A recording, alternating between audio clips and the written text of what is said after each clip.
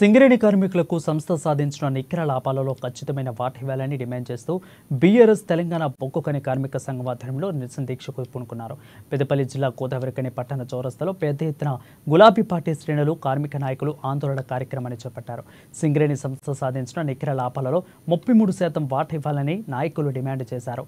లాభాలలో సగం కోత విధించి మిగిలిన నగరంలో 33% ఇవ్వడం సరైన విధానం కాదని పేర్కొన్నారు. ఆందోళన చేపడుతున్న గులాబీ పార్టీ శ్రేణులను పోలీసులు చెదరగొట్టారు. టెంట్ ఏర్పాటు చేస్తున్న సమయంలో పోలీసులు పార్టీ శ్రేణులకు మధ్య వాగ్వాదం జరిగింది. కొద్దిసేపు తోపులాట ఉద్రిక్త వాతావరణం నెలకొంది. సీఎం రేవంత్ రెడ్డి ప్రభుత్వం సింగరేణి కార్మికులను మోసం చేస్తుందని మాజీ మంత్రి కుప్ల ఈశ్వర్ ఆరోపించారు. ఈ నిరసన కార్యక్రమంలో ఎమ్మెల్యే కోవలక్ష్మి, కొరుకంటి చందర్, పుట్టా మధుకర్, అదేవిధంగా నడిపెల్లి దివాకర్ రావు తదితరులు పాల్గొన్నారు.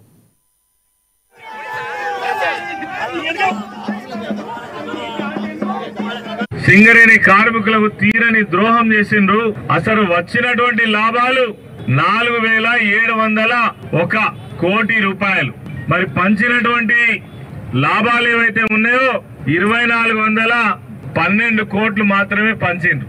మిగిలిన పక్కకు తీసిండ్రు. చెప్పిందంతా ముఖ్యమంత్రి గొప్పగా 33% అని చెప్పిండు. మరి 33% అంటే వీళ్ళు ఇచ్చినటువంటి 24,400 కోట్లు ఉన్నాయో ఇవి కేవలం 16% మాత్రమే అవుతాయి.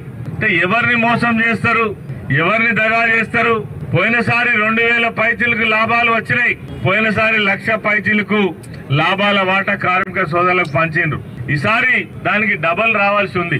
దాదాపు మీరు 4 లక్షల రూపాయలు ఒక కార్మికుడికి రావాల్సి ఉన్నది. కొంచెం ఎక్కువ వచ్చిందనే ఉద్దేశంతో దానికే మీరు సంతోషపడండి, దాంట్లోనే సంతృప్తి పడండి అని మరి సమర్థించే నాయకులు కావచ్చు. తర్వాత మోసం చేయడానికి సిగ్గు లజ్జ లేనటువంటి ప్రభుత్వం ఏదైతే ఉందో ఇప్పటికే అన్ని వర్గాలను మోసం చేసే అధికారంలోకి వచ్చి చివరకు సింగరేణి కార్మికులను కూడా నయవంచన చేసి పేరుకేమో 33%